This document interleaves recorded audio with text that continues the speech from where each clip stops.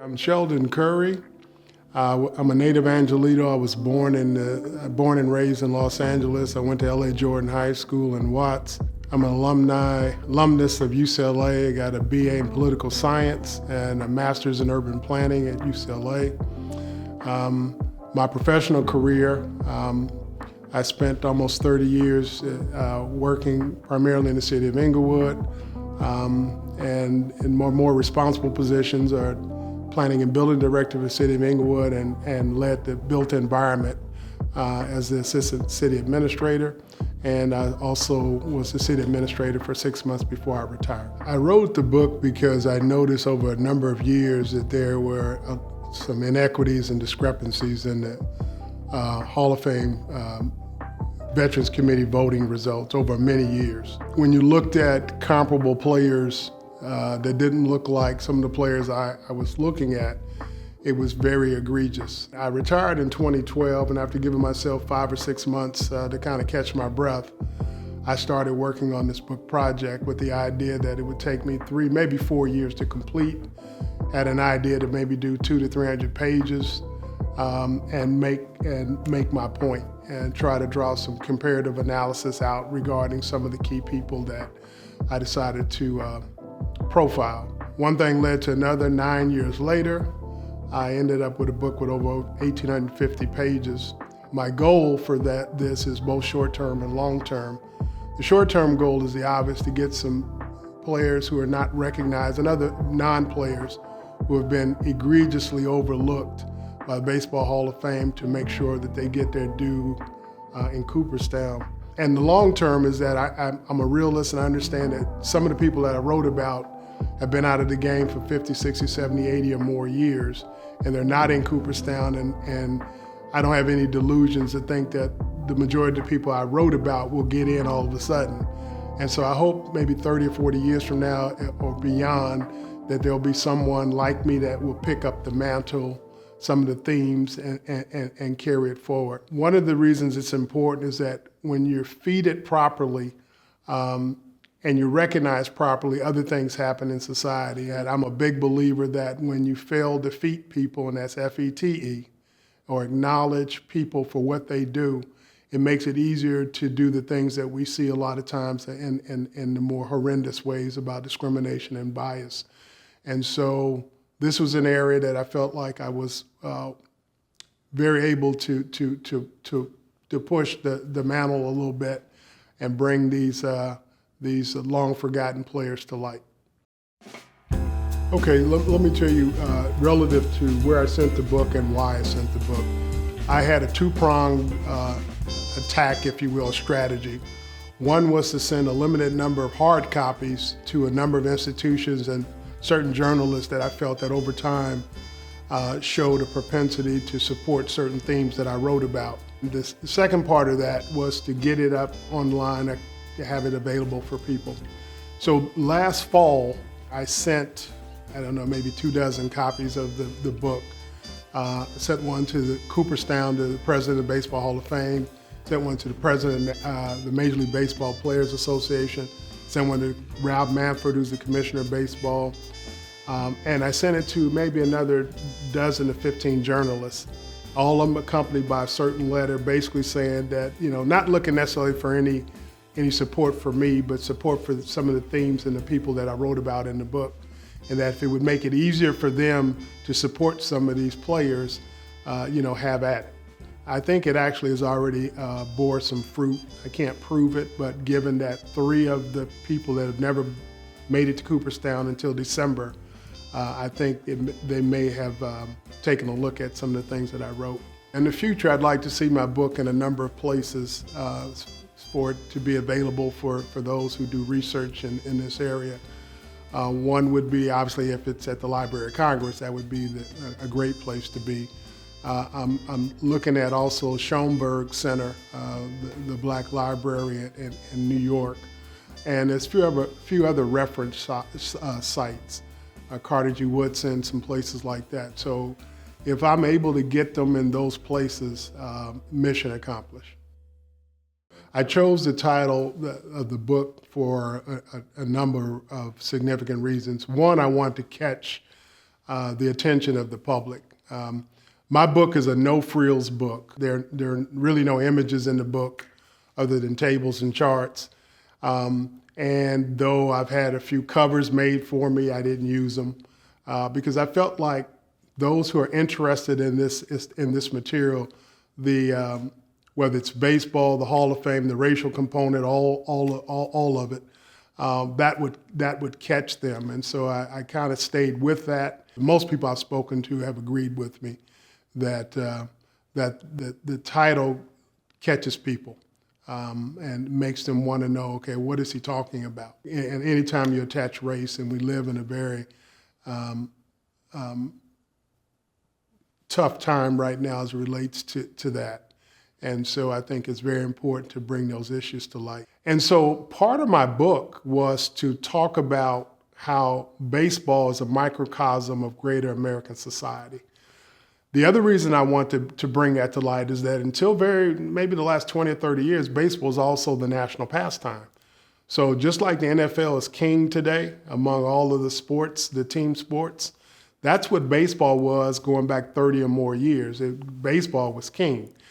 And so writing about a topic like that and having President Obama as a symbol of this post-racial period that we were supposedly in, I felt like there was going to be a tough sell for a lot of people. And going back to 2012 and whether or not we were in a post-racial era or not, I'm going to honestly say I never thought that. But because I looked at things a little bit differently. When you peel the onion back a little bit, in most arenas, when you look at things that matter, when you look at things that are material, I'll give an example. I don't know what the number is today, but if you go back to when I was a child, there was a lot of discussion that the average black man made about 65 cents on a dollar to a white man. And if you went forward 30 or 40 years, that number didn't change much. And so when you look at material things, poverty rates, health care, all of those things, incarceration rates, you know that we weren't in a post-racial society. And so back to the book in 2012, I just felt like I had to give a number of examples to let the world know that we weren't there. And I was using it from all arenas, whether it was Trent Lott, who was a senator from Mississippi in the early 2000s. It was a number of things that I used in the book to keep drawing points into the reader that, hey, we still got a lot of issues. I've been a lifelong baseball fan. I was introduced to the game when I was maybe 6 or 7 years old. And, back then, all of us played baseball. I mean, everybody played, even if you weren't a big baseball fan or you didn't pursue it later. We all played Little League, sandlot ball. And so from that, some of us fell in love with the game. So I loved the game, followed the game for years. And so as a fan, one of the things that you do is you all of the things that are part of it, and that's where the Hall of Fame comes from. But back to my background, I played Little League, I played pony and all that, and I played high school baseball. I walked on the UCLA baseball team. I played a year JV there. Played a year in Mexico before I got hurt in the AA Sonora League, which was equal to maybe rookie ball here in the States. So that's kind of my baseball background. I loved the game. I played a little bit. And then, as an adult, I just followed the game, went to games. Occasionally, I might write a letter here and there. But like I said, when we got into the 2000s, I started seeing this big disparity that just nobody seemed to be talking about. And, every year would pass and it got worse and it got worse. And that's what made me decide to write the book. And as an aside, when I started writing this book, I also was started writing about the Supreme Court. But I realized early on I couldn't do both at the same time. And so 9 years later, I'm still getting ready to get started on the Supreme Court book. So, if we're talking about the notion of who's black, white, blue, and green when it comes to things like speaking to disparities and discrimination and bias, I think most fair-minded people recognize the realities. But there have been a number of writers who will say something like, well, so-and-so is not black, or that doesn't count because he's from X, Y, and Z. And the only reason Minnie Minoso, Antonio Oliva, and Louis Tian, and Yasiel Puig don't have last names like Curry and Walker and Jordan and that is where the ships landed. And so wherever the ships landed and whoever were running the show at the time, that's how I speak English. I have a last name of Curry. And Yasiel Puig's ancestry, So first of all, you need to set that aside.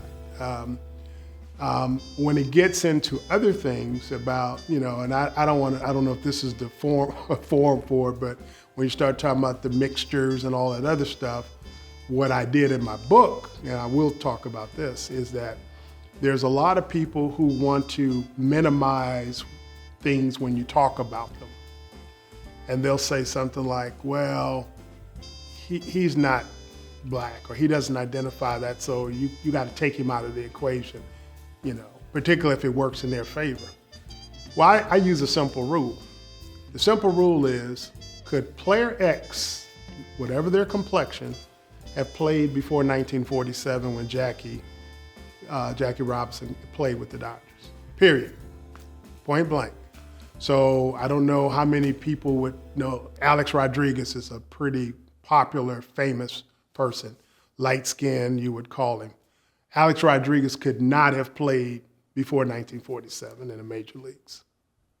So no matter how he self-identifies, no matter how people look at him, and the reason why I bring this up here now is when I do a lot of comparative analysis statistically about, the voting patterns and stuff about white and black. Well, that's how I categorize you because, that's what it was.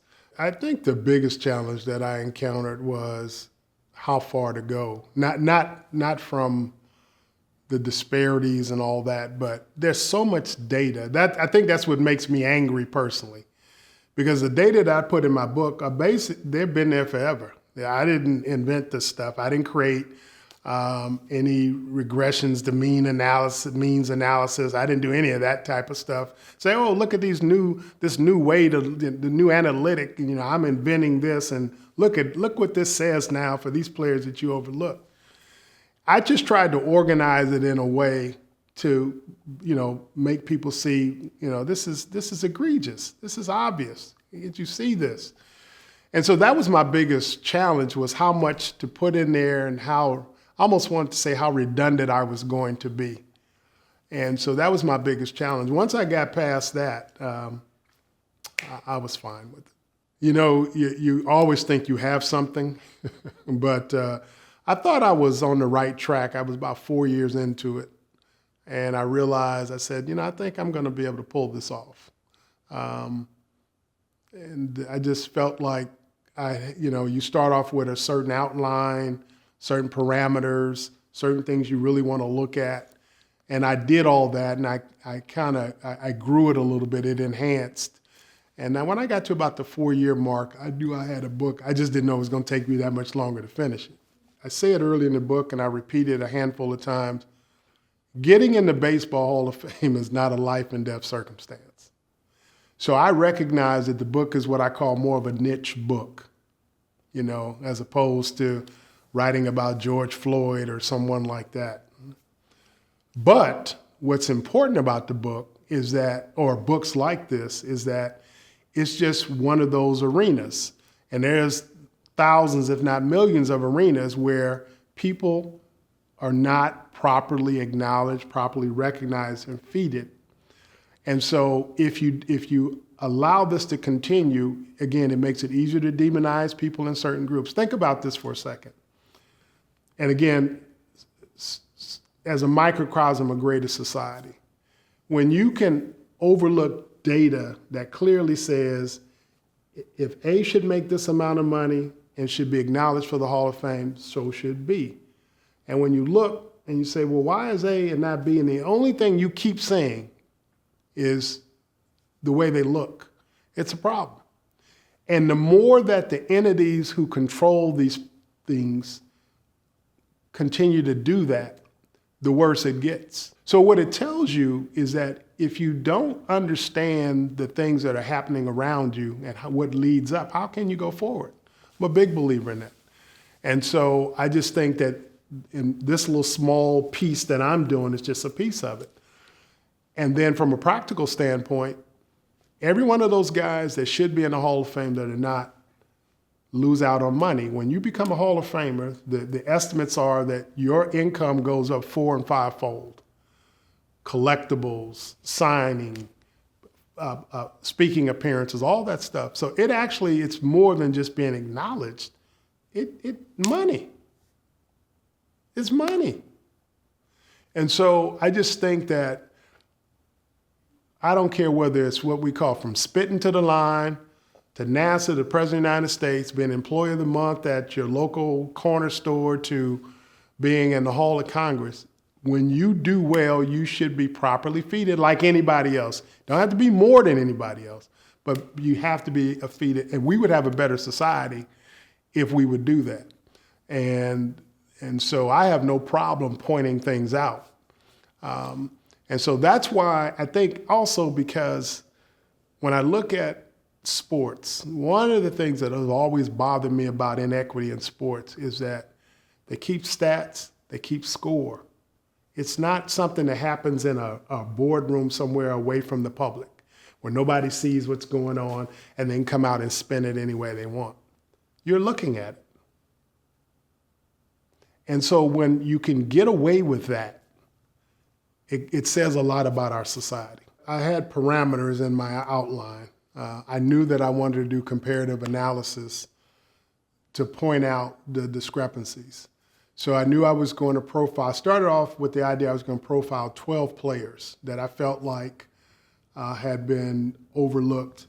And I knew I wanted to establish parameters for how I would look at them.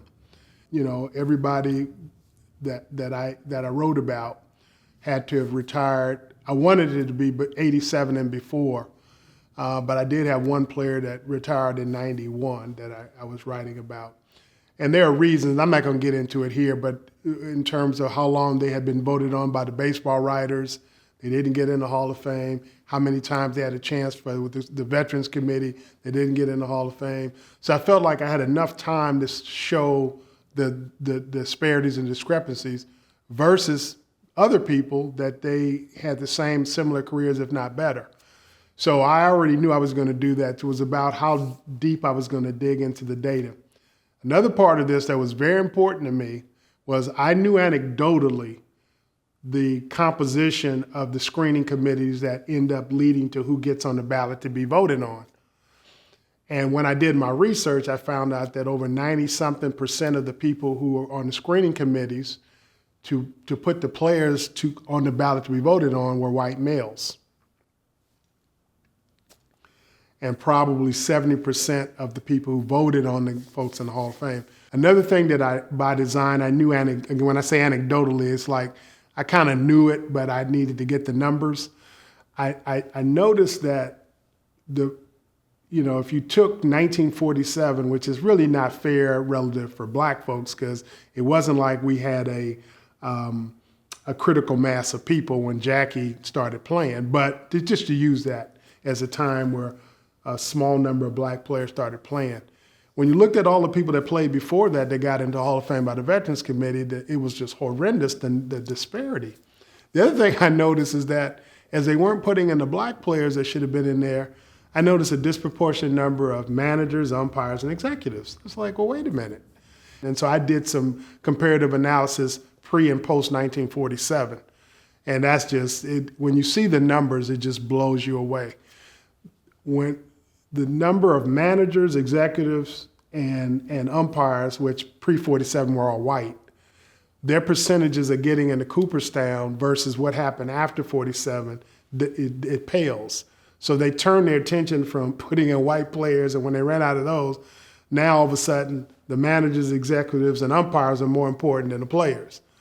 And so, I wanted to show the world it wasn't just this player versus that player. It was a screening committee, it was a voting committees, And, things that some people probably dealt with once or twice, but people weren't talking about. There were a number of them, but I took one purposely. There's this writer called John Stedman. He was a very well-known writer in the Baltimore, I think it was the Baltimore Sun, I believe it was. He's no longer with us. He wrote an article criticizing Tony Perez, who was a black Cuban who hadn't gotten into the Hall of Fame at the point he's in now. And Perez raised the issue that, there might be bias or racism, and Stedman came down hard and said, no, it wasn't race, and there's no bias among the writers. And so I took that to task. I used his excerpt and I break it down. There was a number of things he said in this piece that are factually incorrect. But I purposely did that knowing I'm probably going to take heat because they're going to say, well, who are you to criticize? This guy won all these awards.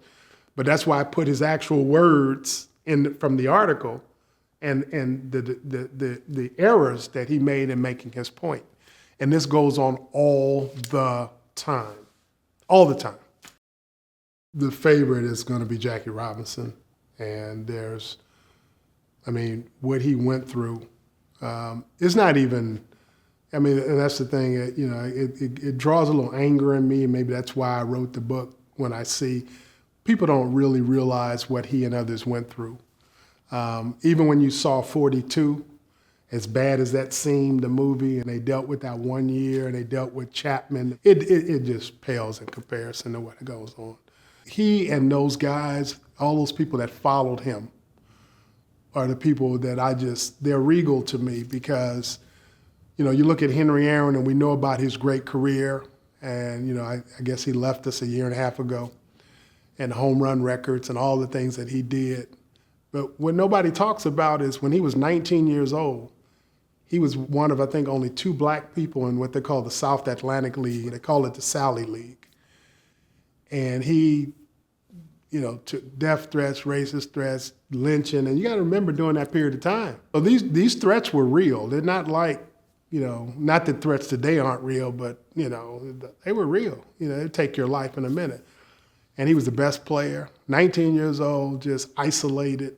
And a lot of those guys went through that. You go to the early to mid-50s, Roy Campanella, Don Newcomb, Jackie Robinson, stars by then with the Brooklyn Dodgers. Couldn't stay in certain hotels in St. Louis when they would visit St. Louis. Bob Gibson, Kurt Flood, Lou Brock in the 60s brought 2 world titles to St. Louis. They couldn't buy homes in St. Louis. And this is in the 60s. This is 17, 18, 20 years after Jackie. So I just think that Jackie would be the person. Now, in terms of player, and he was a great player. If you asked me who my favorite, I don't know favorite, but the best player I think to ever live is Willie Mays. In terms of going forward, I definitely think that for all people, particularly young people, is we need to get back to simple civility. Seriously. Things is opening doors for people and letting older people sit down when you're in a waiting area and there. If we would get back to a lot of that, some of this stuff would go away. Now, relative to the racial climate, I think we're just going to have to tough it out because this is with us for a while. There's been a whole collection of folk, and I don't want to give you guys a history lesson, but after the civil rights era, a lot of the private schools, Christian schools, and I'm not saying all of them were that way, they started this indoctrination. They got away from the public schools. And so a lot of folks are coming out of these schools with this mindset. And so I think it's going to take a while, but I think good people will defeat it. Now, and one of the things about me, as much as I can recognize it, I don't believe that you look for issues around every corner. But you have to combat it, and you have to stand up for what's right. And I don't care who you are and where you are, and I think that's how we move forward as a society.